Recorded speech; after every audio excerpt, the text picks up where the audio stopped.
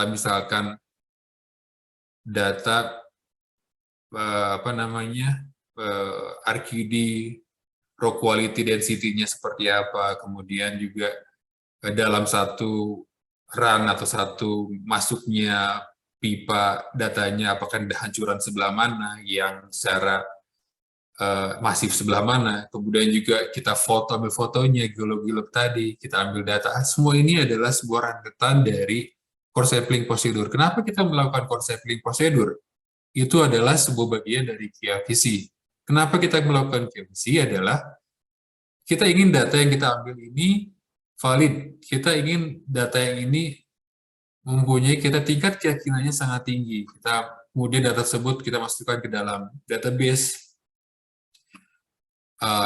Banyak hal runutan seperti ini, kayak QC sampel, preparasi ini adalah preparasi dipotong, dibelah, kemudian yang setengahnya atau ada yang setengah, ada yang seperempat itu dikirim ke lab, dianalisa unsur-unsur yang kita preferensinya seperti apa, apakah memang menganalisa AuCu, ZnPb, atau arsenik maupun Ag-nya seperti apa, preparasinya apa, analisanya seperti apa yang kita mencoba untuk dianalisa, kemudian hasilnya seperti apa. Dari hasil pengeboran tadi itu, kita mencoba untuk menggambarkan section. Dalam artian,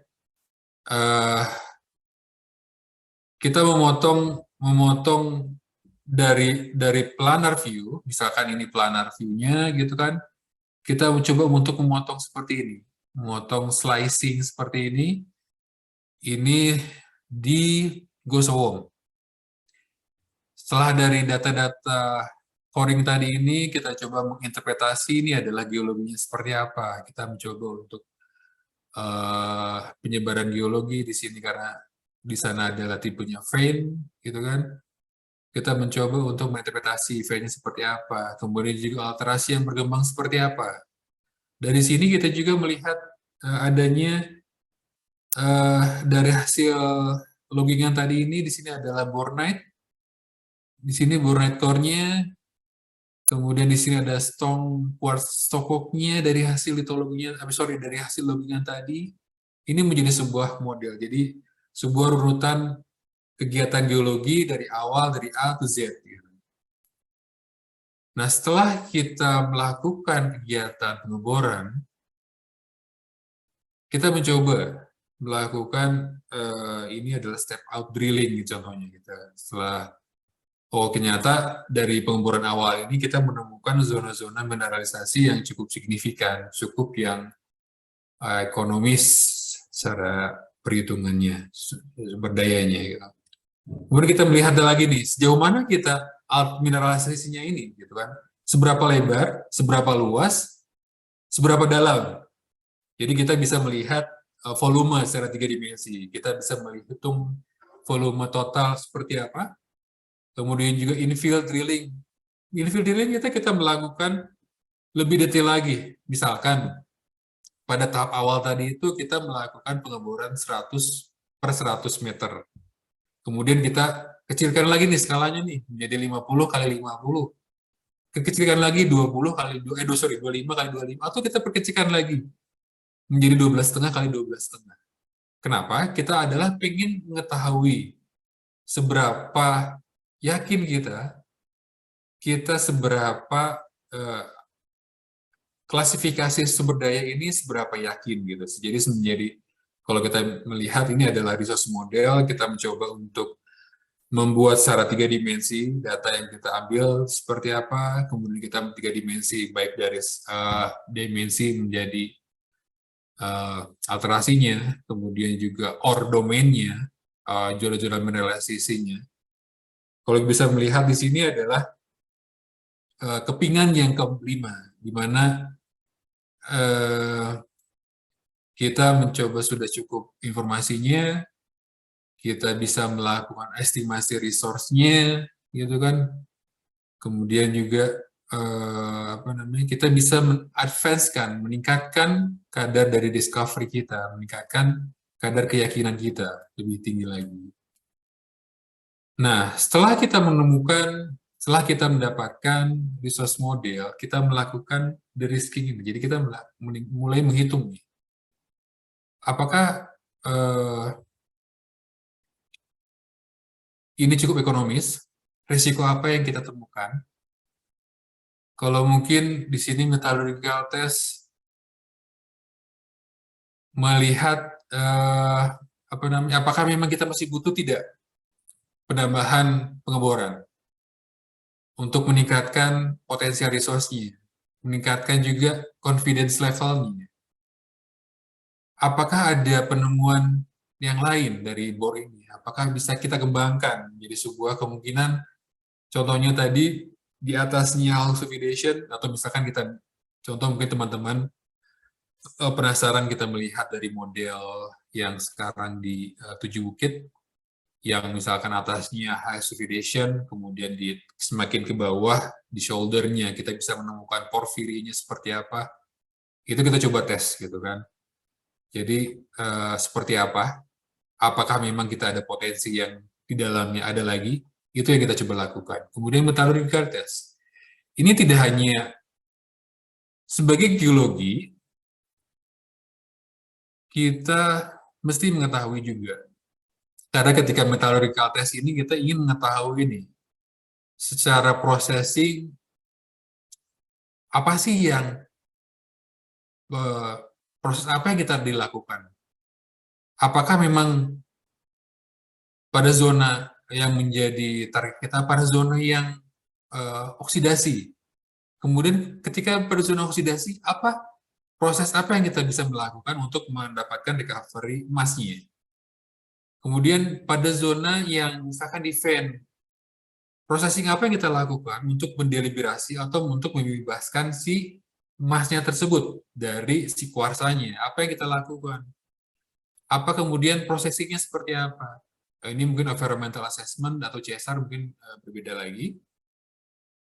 Ini risk assessment lebih kita mencoba untuk berdiskusi dengan teman-teman mining, kemudian 3D model, 3 dimensi model. Kita coba untuk menambahkan data, kita mencoba untuk mendapatkan data yang cukup akurat, kita membuat model yang lebih detail lagi seperti apa, kemudian juga main planning. Dan setelah dapat ini, kita bisa melakukan preliminary economic assessment. Pada dasar apa, misalkan resource-nya pada awal seperti apa, kemudian juga memang kita juga bisa melakukan feasibility study. Tapi memang proses ini proses yang ada waktu yang cukup panjang yang perlu kita lewati. Nah, misalkan setelah itu kita melakukan block modeling. Dan ini adalah contoh di sini adalah grade untuk tembaga.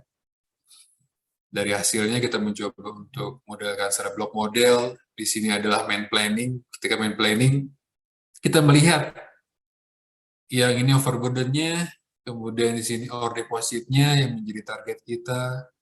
Kita juga memasakkan seperti ini, kita coba untuk membreak yang ore-nya seperti apa, yang waste rock-nya seperti apa. Ini melakukan open pit. Nah, ini adalah misalkan ini milling, atau misalkan leach pad. Kemudian ada detailing-nya sisanya, kemudian masukkan concentrate dan hasilnya menjadi metal, atau misalnya di sini byproduct atau waste-nya seperti apa. Nah, ketika kita mencoba untuk melakukan geometalurgi, sekarang mungkin teman-teman juga sering mendengar atau ada yang mendengar apa sih geometalurgi gitu. Jadi bagaimana kita mencoba melakukan menilai resiko tidak hanya dari metalurgi saja, tidak hanya dari pengolahan saja, tapi juga kita perlu adanya kolaborasi studi, baik dari geologi, baik dari metalurgi, baik dari mining, tambang itu sendiri. Nah, kalau kita bisa melihat di sini adalah adanya pembagian, misalkan tradisional, ini ore body. Apa yang kita melakukan di sini adalah hanya grade-nya saja. Kemudian processing-nya seperti apa? Kemudian proxy-nya seperti apa? Proxy di sini adalah kita bisa melihat lebih ke arah pengolahan, misalkan pada zona zona emas yang encapsulated atau terbungkus oleh mineral oksidasi. Itu misalkan kasusnya akan berbeda ketika si emas itu berada atau berasosiasi misalkan sebagai inklusi di dalam zona tadi adanya di zona di sulfida bornate, atau misalkan di pyrite-nya sebagai inklusinya, atau di chalcopyrite-nya seperti apa. Nah, itu akan berbeda perlakuan. Cara pengerlakuan seperti apa? Ini tetap membutuhkan geologi seperti apa? Oke, sebentar. Nah,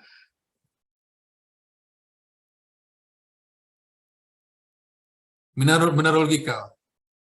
Ini adalah kita melakukan analisa kuantitatif di mana apakah si silikanya di mana sebesar apa silikanya, di mana dia si AU-nya berkorelasi dengan apa, seperti itu. Lebih mendetil lagi mineraloginya, karena ketika kita mencoba untuk menggabungkan antara domain geologi menjadi dengan domain metalurgi, itu menjadi sebuah kesatuan yang kita bisa akan melakukan menilai, mengassessment, memitigasi. Misalkan, oh daerah sini misalkan secara mining ini cukup tricky, maksudnya cukup challenging, karena bila kita melakukannya ada misalkan clay, dengan clay-nya itu mempunyai sifat ketika dengan misalkan dengan yang leaching itu, misalkan dengan kita mencoba untuk melarutkan dengan cyanida, ternyata si clay ini bersifat swelling, dia mencegah dari cyanida ini untuk lebih recovery-nya lebih tinggi. Kita mencoba untuk memitigasi hal seperti itu. Nah, ini ya, salah satu yang kita lakukan di yang tadi moderator tentang paper yang coba kita presentasikan. Apa yang studi kita lakukan adalah teman-teman saya dan teman-teman lakukan, kita mencoba untuk membagi domain. Ini salah satu kasusnya. Jadi peran geologi tidak hanya dieksplorasi saja, tapi ketika mining pun juga sangat krusial peran geologi itu. Jadi sangat luas sekali. Nah, kita ini coba untuk mendelineasi si silikanya, kemudian delineasi si clay-nya seperti apa, kemudian juga kita membagi. Tadi ini kita adalah mitigasi seperti apa. Jadi ketika teman-teman dari mining melakukan penambangan di sini, kemungkinan dia mendapatkan misalkan di sini challenging-nya adalah clay advent argillic atau silika advent argillic, atau misalkan tempera misalkan silika. Ya, ini kita mencoba untuk memitigasi seperti apa.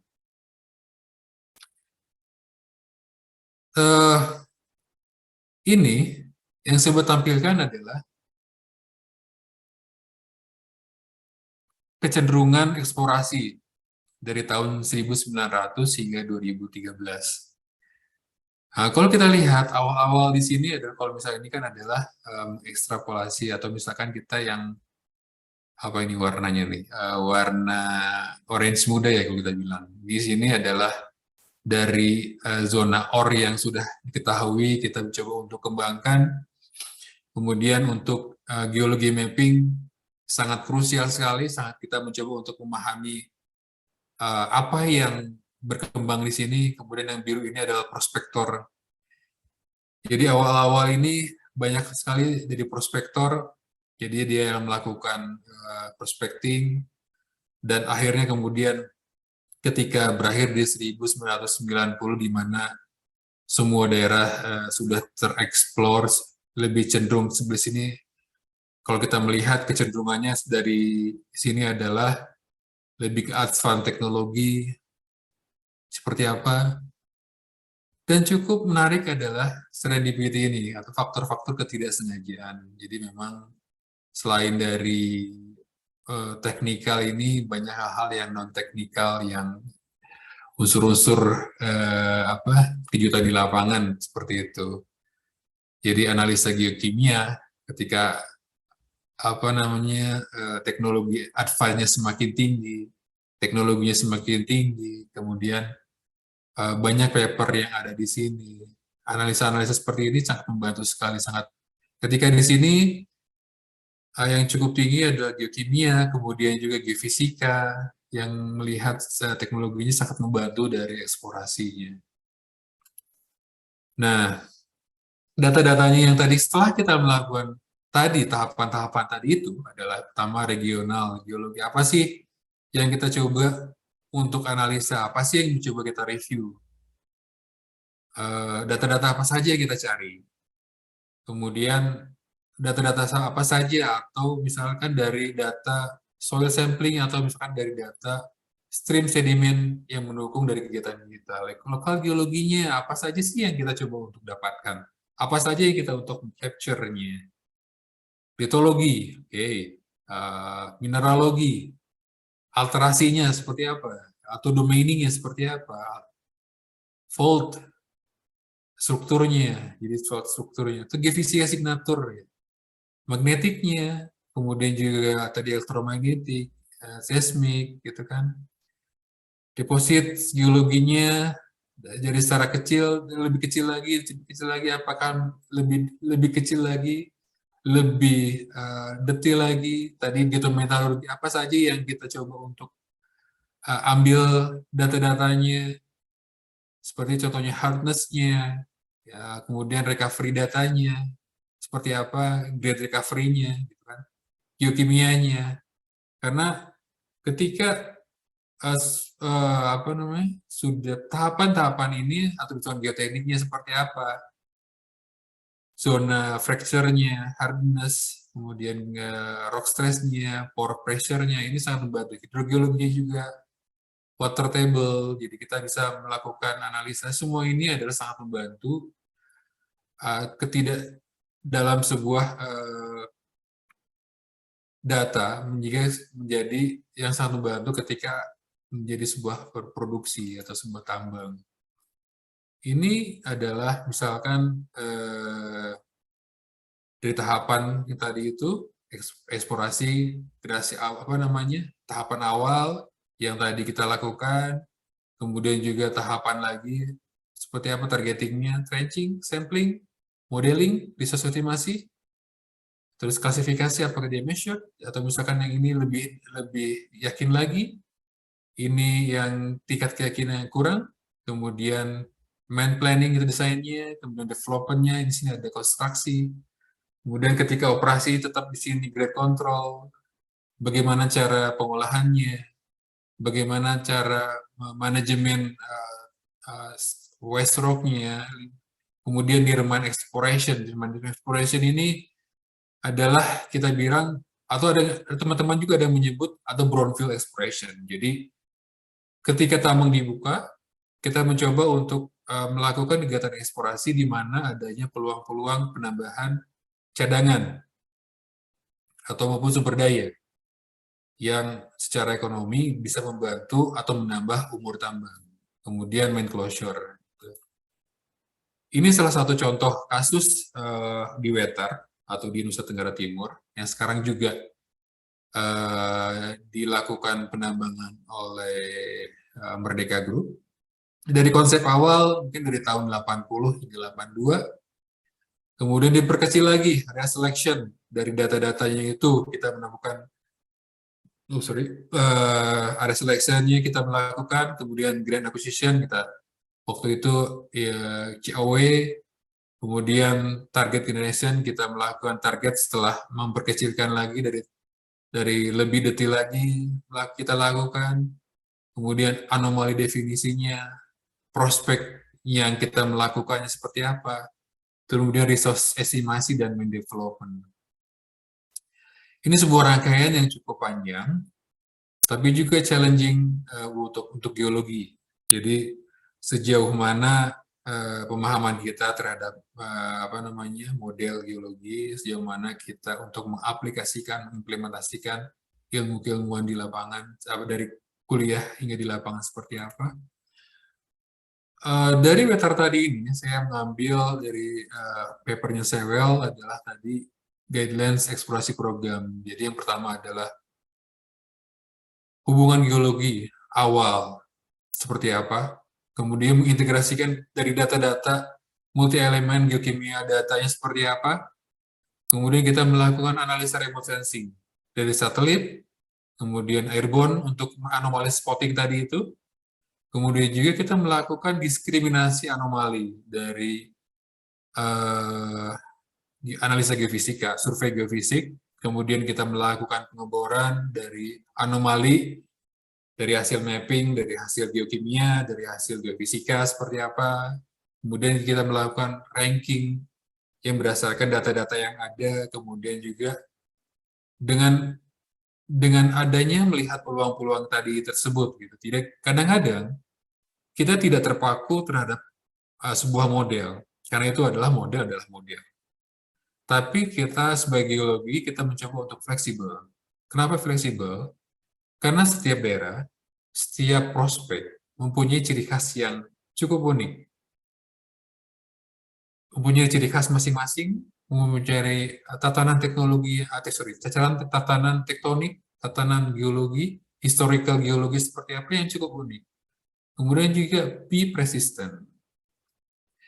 Oke, di slide akhirnya adalah kita mencoba untuk curious. Coba untuk penasaran dengan sesuatu ini, kita mencoba melihat ini tidak menjadi sebuah dalam tempurung, tapi kita melihat dalam sebuah berpikir selalu out of the box.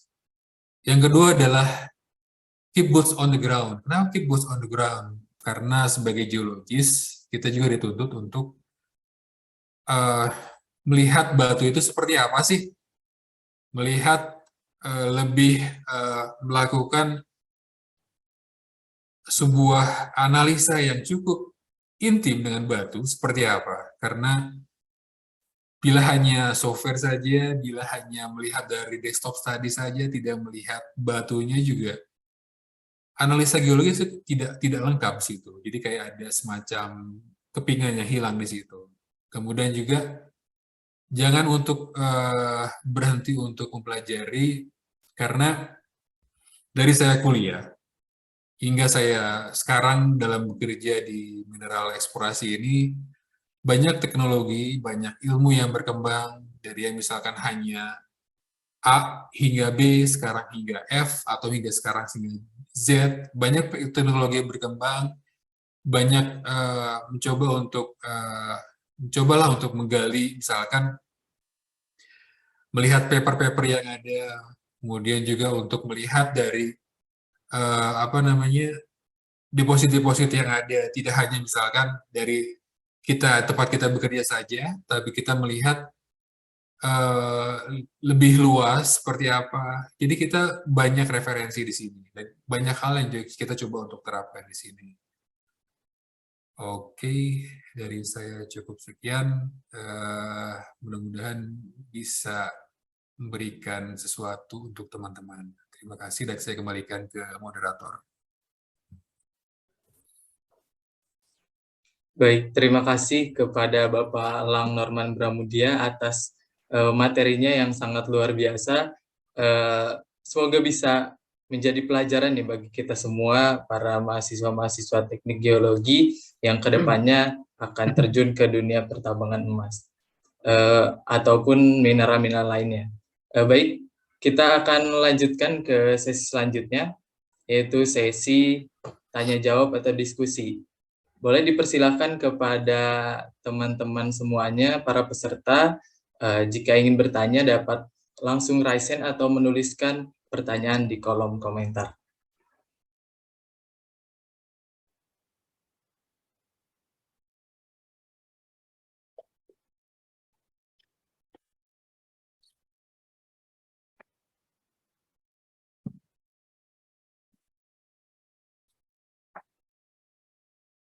Sekali lagi dipersilakan kepada seluruh peserta, jika ingin bertanya kepada pemateri kita, karena ini kesempatan yang sangat langka ya, kita bisa bertemu dengan pemateri kita yaitu Bapak Lang Bramudia. Silakan teman-teman. bisa langsung raise hand.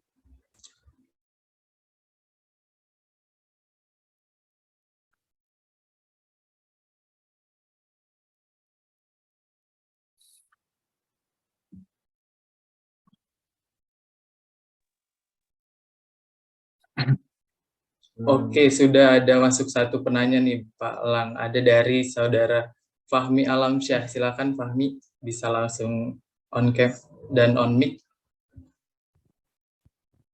Enggak suaranya, moderator. Agak putus-putus saudara Fahmi. Cek sekarang udah belum? Oke, udah jelas. Oke, sebelumnya terima kasih ya Pak Lang untuk pemaparan materinya mungkin. Sekarang juga udah ada insight lebih nih mengenai eksplorasi mineral gitu. Mungkin izin bertanya ya Pak Lang, ada nggak sih hubungan antara bentuk kristal dari mineral penciri zona alterasi terhadap kuantitas emas atau mineral ekonomis lainnya? Mungkin seperti itu pertanyaannya Pak Lang. Terima kasih Pak. Gimana? Coba bisa diulangi lagi. Oh ya, mungkin apakah ada Pak hubungan antara bentuk kristal dari mineral penciri zona alterasi terhadap kuantitas atau kualitas emas atau mineral ekonomis lainnya? Mungkin seperti itu Pak. Untuk mineralisasi di alterasi ya? Iya Pak. Oke. Mungkin itu Langsung aja ya. Jadi sebenarnya ketika kita berbicara tentang alterasi adalah kita mencoba untuk mineral yang terubah di situ. Jadi bentukan mineral tapi lebih terhadap deskripsi terhadap mineral tersebut.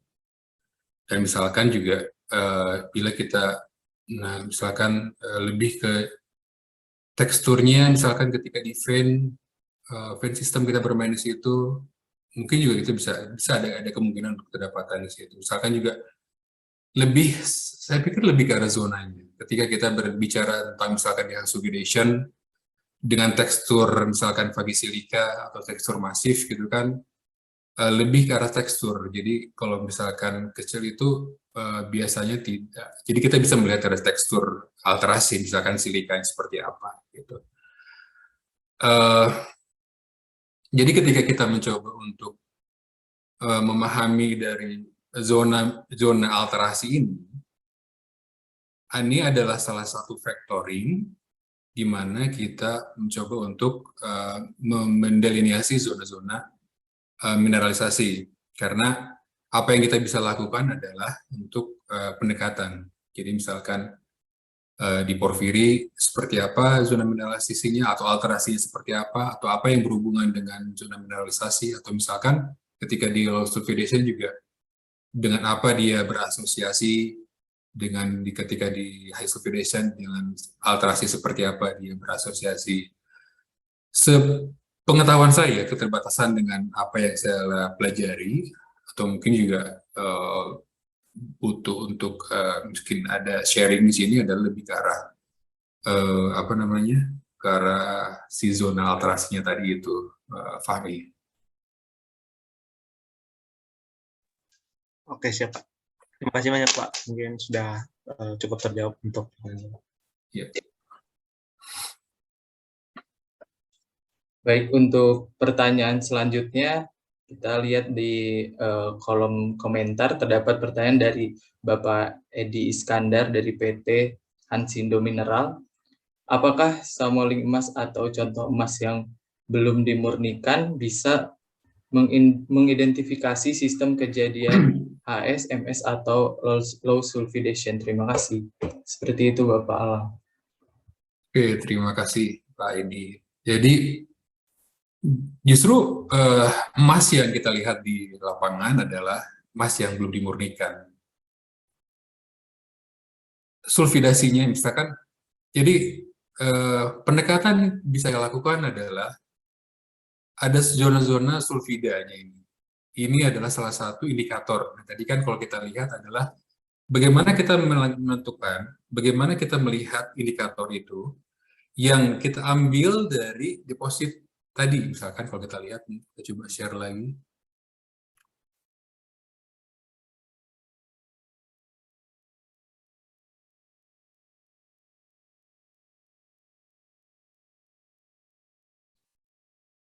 Nah,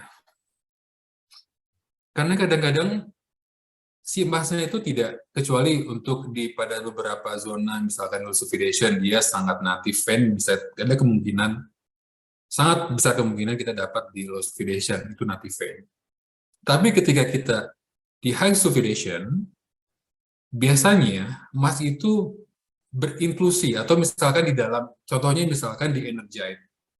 Bila kita melakukan analisa mineralografi atau analisa petrografi, si emasnya itu berada di dalam, inklusi di dalam energite.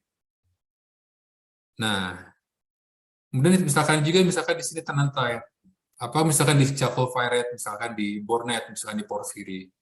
Biasanya ada beberapa kasus si emasnya itu berada di dalam diinklusi di dalam si mineral, si sulfidasinya itu.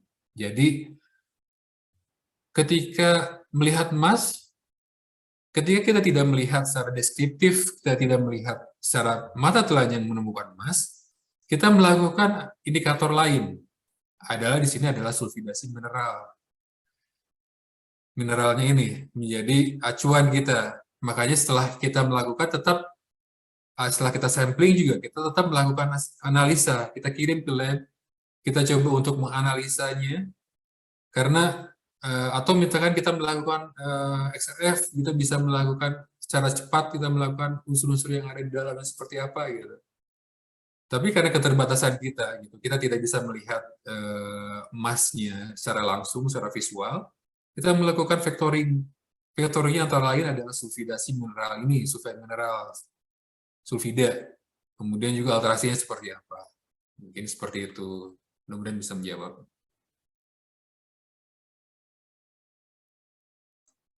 Baik, terima kasih Pak Alang atas jawabannya. Kita langsung ke pertanyaan selanjutnya, Pak. Ada dari Universitas Hallualeo dari Putriani. Assalamualaikum warahmatullahi wabarakatuh. Perkenalkan, saya Putriani, mahasiswa Teknik Geologi Universitas Hallualeo, Kendari. Izin mengajukan pertanyaan, Pak. Menurut pengalaman Bapak selama melakukan eksplorasi, apa perbedaan eksplorasi nikel laterit dengan eksplorasi emas, Pak? Mohon penjelasannya, terima kasih. Dari siapa ini? Dari Putriani. Dari Mbak Putriani, ya mohon maaf ya Mbak, tapi jujur saya belum pernah melakukan eksplorasi di nikel. Jadi apa yang saya lakukan di lebih ke emas dan tembaga. Tapi saya coba menjawab. Ini pun hasil dari diskusi saya dan teman-teman saya yang memang bekerja di nikel laterit. Jadi kalau di nikel laterit kita melihat dari zona oksidasinya seperti apa, kemudian juga itulah. Jadi pemahaman kita terhadap satu deposit sangat membantu. Misalkan laterit itu, apa sih laterit itu? Prosesnya bagaimana laterit? Apakah dia memang weathering? Kemudian seberapa jauh, misalkan itu berasosiasi dengan perubahannya, apakah karena itu berhubungan dengan zona oksidasi yang bisa juga karena faktor dari penurunan water table, pengaruh dari air yang merubah dari lapisan batuan di bawahnya, kemudian juga batuan yang ultramafik, di mana memang dia menjadi host rock dari dari host rock dari nikel tersebut laterit. Berbeda kita berbicara dengan nikel, misalkan nikel yang sulfide.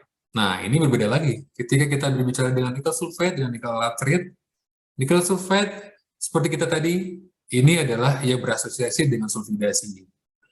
Ibaratnya itu adalah kalau kita bilang hypogen, atau misalkan karena unsur primernya. Ketika kita bilang laterit itu adalah supergen, itu lebih kepada zona yang ada pengaruh terhadap pelabuhan, terhadap weathering. Karena perubahan dari pengayaan dari si zona-zona nikel. Nah, ketika kita berbicara dengan eksplorasi di emas maupun di tembaga adalah ada beberapa faktor di dalamnya. Kita bisa bermain dari oksidasi, supergen enrichment juga seperti di di nikel. Jadi cukup kompleks. Jadi ketika kita beremas, kita juga bisa menentukan zona-zona supergen dengan keterdapatannya ya hampir sama dengan nikel laterit. Kita bisa melihat dari oksidasi mineralnya seperti apa, seperti itu. Kemudian juga challenge-nya adalah ini saja. Challenge-nya tiap deposit mempunyai ciri khas masing-masing gitu. Jadi perbedaannya lebih ke arah menjadi targetnya, itu pasti berbeda. Tapi kesamaannya adalah pemahaman kita terhadap deposit tersebut. Sejauh mana kita memahaminya, sejauh mana kita mengimplementasikannya seperti apa. Nah, kadang-kadang menjadi geologi itu dituntut kita untuk memahami kimia, kita memahami proses kimia, kita memahami proses fisika, kita juga memahami karena ketika fisika ini ada perubahan temperatur, perubahan dari misalkan dari yang tadinya perubahan material seperti apa, panasnya seperti apa, airnya misalkan termodinamika itu bagian dari fisika juga. Kimianya, perubahan misalkan alterasinya itu juga sangat merubah dari susunan kimianya, itu sangat membantu seperti itu. Dan tentunya dari ilmu-ilmu geologi yang lainnya. Mudah-mudahan bisa menjawab pertanyaannya.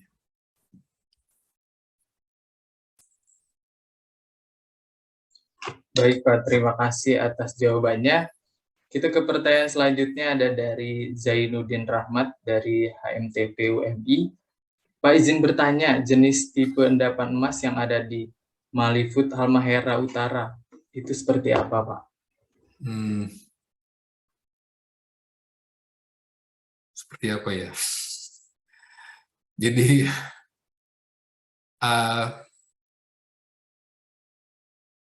bisa ada, sepengetahuan saya ada yang vein system, ada porphyry, ada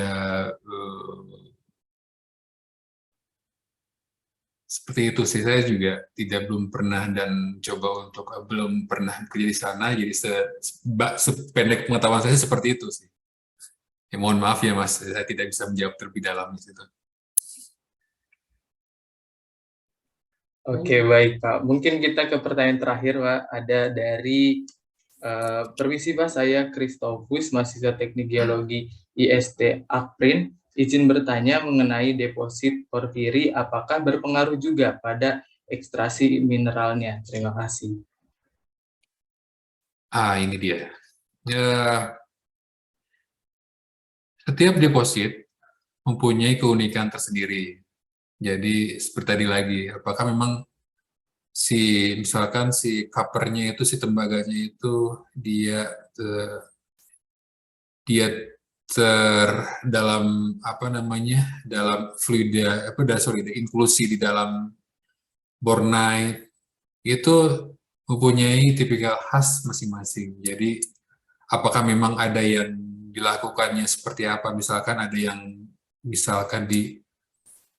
lakukan dengan cara leaching kah, atau misalkan ada yang dengan milling, kemudian juga hasilnya seperti apa, itu sangat-sangat unik sekali. Jadi mengenai deposit porfiri apakah berpengaruh juga terhadap ekstraksi mineral? Ya cukup berpengaruh sekali, karena dari sisi geologi adalah kita mengetahui kita mengetahui karakteristik dari sulfidasinya seperti apa, berkorelasi dengan apa alterasinya, kemudian juga apakah memang dia dalam si zona Stockport vein di porfiri itu banyak sekali. Dia butuh untuk di milling, di crushing seperti apa, tingkat kekerasan seperti apa, itu sangat berpengaruh sekali. Itu kalau kita menjelaskan sangat detail sekali, dan di luar untuk ekstrasinya itu di luar dari keilmuan saya. Jadi memang kita butuh untuk orang-orang dari metalurgi yang lebih mendalam seperti apa. Ya, tapi dari geologi yang bisa kita tampilkan, yang kita bisa support adalah pemahaman geologinya, pemahaman mineraloginya, pemahaman dari alterasinya seperti apa. Karena dengan seperti itu membantu kawan-kawan dari metalurgi, bagaimana cara dia mengolahnya, bagaimana cara dia misalkan untuk menentukan proses-proses apa yang dilakukan sehingga mendapatkan nilai ekonomis yang cukup tinggi, secara maksimal recovery yang cukup tinggi, seperti itu. Mudah-mudahan bisa menjawab. Baik, terima kasih Bapak Alang atas jawabannya. Sepertinya peserta kita ini sangat antusias nih Pak. Ada peserta satu lagi nih yang ingin bertanya dari Saudara Darul Sabirin, silakan. Baik, terima kasih Mas Moderator. Suara saya jelas ya? Moderator dan Bapak. Iya, jelas. Ya. Baik Pak, izin bertanya. Saya bertanya mengenai pengaruh struktur geologi itu Pak. Adakah pengaruh dari model struktur geologi gitu Pak dalam kelimpahan deposit? Seperti kita tahu kan model struktur geologi kan ya ada Moody and Hill, Harding, Riedel. Nah, ada nggak pengaruhnya Pak sampai ke kelimpahan deposit itu? Kemudian cara menentukan model struktur itu Pak. Misalnya saya ambil contoh aja di perusahaan batu tua. Gimana caranya misalnya di perusahaan tersebut memakai model Harding ataupun Moody and Hill Pak, seperti itu Pak. Oke. Terima kasih Pak. Ya, sama-sama. Nah, untuk analisa struktur tadi itu, kita bisa melihat dari yang skala besar regional. Seperti misalkan di struktur kita bercerita di Sumatera. Ada sesar mendatar yang dari utara sampai selatan yang cukup mengoyak Sumatera ini. Dari itu sangat melihat kita bisa menerapkan model di situ. Apakah memang sebelah mana yang jog-jognya tersebut? Apakah jognya itu kayak gini ibaratnya? Ada 3 unsur penting dalam pembentukan mineralisasi. Fluida, kemudian struktur sebagai jalannya fluida itu. Yang ketiga adalah settlement-nya, di mana dia terendapkannya seperti apa. Nah, ketika kita melihat pola sesar yang ada di misalkan Sumatera ini, keterdapatan deposit ini pada jalur sesar Sumatera ini dari Aceh hingga ke Lampung. Kita melihat adanya jog-jog sistem, di mana itu membuat sebuah favorable tempat yang sangat cocok untuk si fluida itu terakumulasi. Dari segi regional itu kita melihat lagi strukturnya lebih kecil lagi seperti apa. Misalkan dari utara di Aceh seperti apa, kemudian di Martabe seperti apa, kemudian misalkan sekarang di Batu Tua seperti apa. Batu Tua juga melihat kalau kita melihat Moody and Hill, mungkin teman-teman melihat orde keberapa? Orde ke-1, orde kedua, orde ketiga. Jadi dari situ penerapannya itu kita bisa melihat, oh ternyata memang si zona ini merupakan dari orde dari geologi, dari orde dari struktur yang ada. Karena apakah memang ketika kita sudah menentukan struktur yang sin mineralisasi yang bersamaan dengan mineralisasi ini, apakah memang si struktur ini yang sama dengan sin mineralisasi yang dengan umurnya atau episodenya sama dengan episode mineralisasi, pembentukan mineralisasi. Kemudian, apakah ada struktur yang post mineralisasi? Di mana adalah post itu adalah struktur yang timbul setelah episode mineralisasi, dan biasanya dia mencabik-cabik si deposit yang ada, yang sudah terbentuk dari situ gitu kan. Jadi ketika kita berbicara struktur, itu sangat berpengaruh sekali dari pada saat proses awal atau penyiapan strukturnya ketika jalan untuk si fluidanya masuk, kemudian juga untuk menyiapkan si pondnya tersebut, dan hasilnya terakhirnya adalah episode yang memotong strukturnya itu. Itu sangat berpengaruh, sangat berkaitan sekali dalam mineralisasi. Mudah-mudahan bisa menjawab. Baik, terima kasih Pak. Baik, terima kasih Bapak Elang Pramudia. Mungkin demikian sesi diskusi atau sesi tanya jawab kita pada acara hari ini. Acara selanjutnya kita akan ada kuis nih dari Bapak Elang Pramudia yang akan mendapatkan door prize dari panitia nih jika bisa menjawab pertanyaan dari Bapak Elang Pramudia. Kepada Bapak silakan mengajukan pertanyaan, dan teman-teman jika ingin menjawab bisa raise hand. Simpel aja sih. Boleh sebutkan 2 sulfida mineral di high oxidation, itu aja.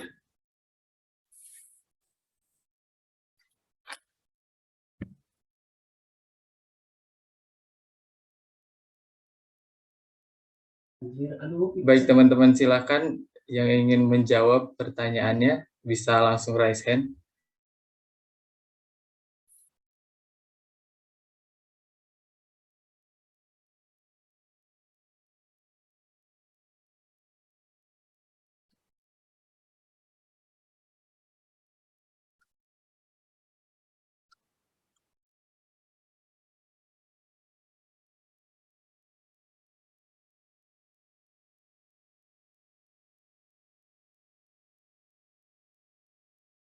Oke, ada dari Gilbert Prima, silakan.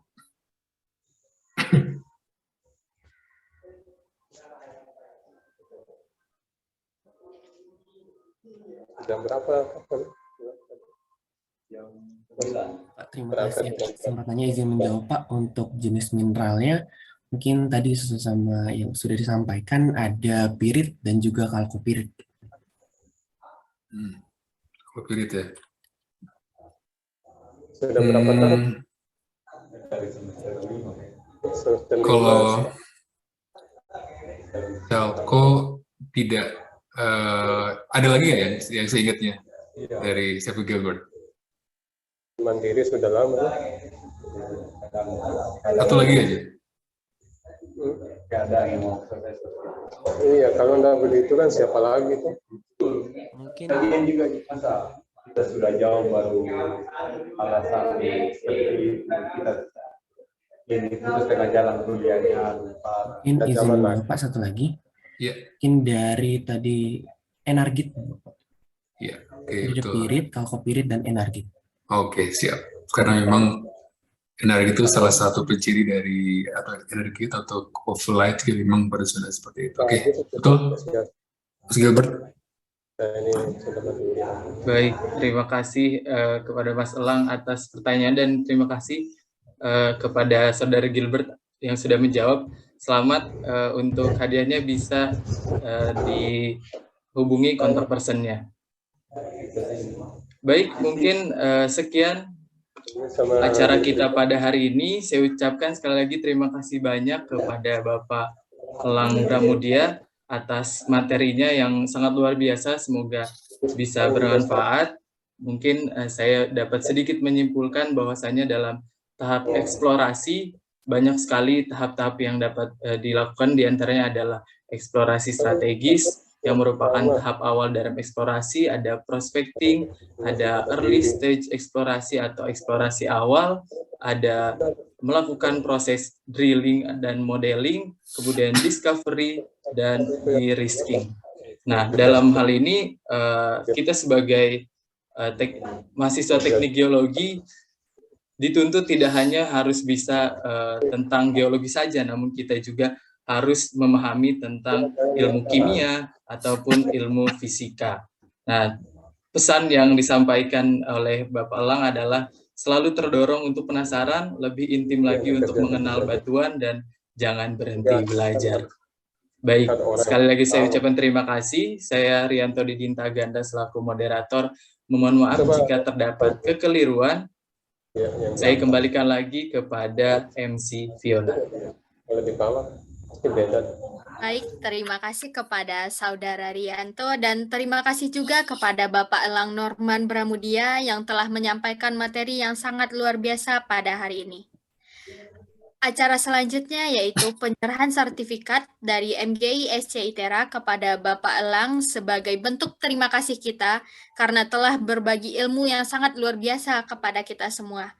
Untuk penyerahan sertifikat akan diserahkan langsung oleh Presiden MGI SC ITERA kepada Saudara Fahmi Alamsyah, dipersilahkan. Itu tadi juga sampai gitu. Baik, Pak Alang, mungkin sebelumnya terima kasih lagi untuk pemaparannya mengenai materi kali ini.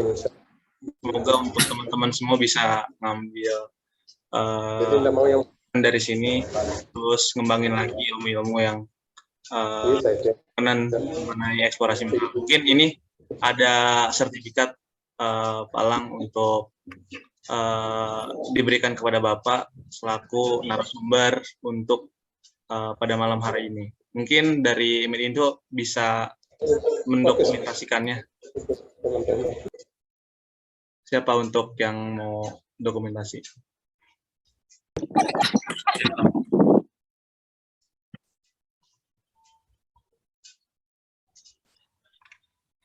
Sebenarnya sih Mas Fahmi, sebenarnya sih yang berterima kasih juga nih untuk dari teman-teman ITERA. Jadi mudah-mudahan juga bisa memberikan ya insight tentang eksplorasi seperti apa dan juga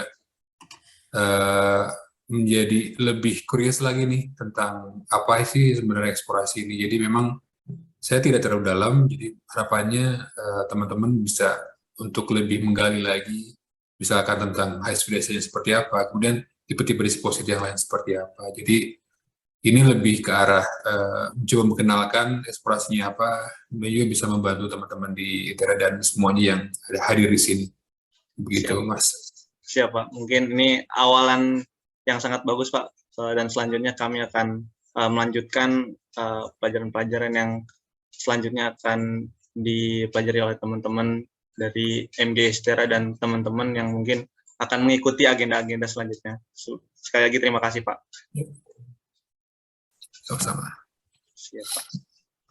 Kira-kira untuk Medinfo udah didokumentasikan atau belum? Sudah, Saudara Fahmi. Oke, siap. Saya serahkan lagi ke MC. Mungkin terima kasih kembali untuk Pak Lang.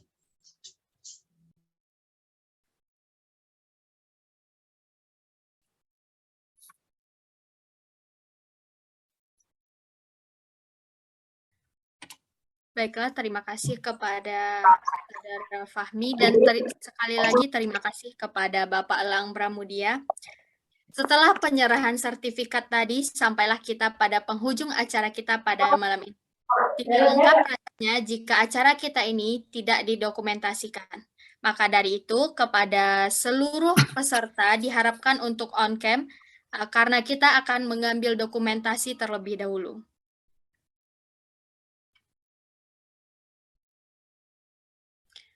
Sekali lagi diingatkan kepada seluruh peserta diharapkan untuk on-cam. Baiklah, untuk dokumentasi kepada operator dipersilakan untuk mengambil dokumentasi, mungkin akan saya pandu. Untuk slide pertama, 1, 2, 3.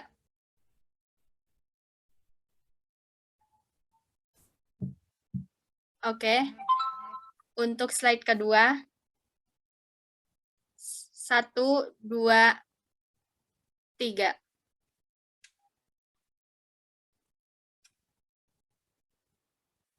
Selanjutnya untuk slide ketiga, 1, 2, 3.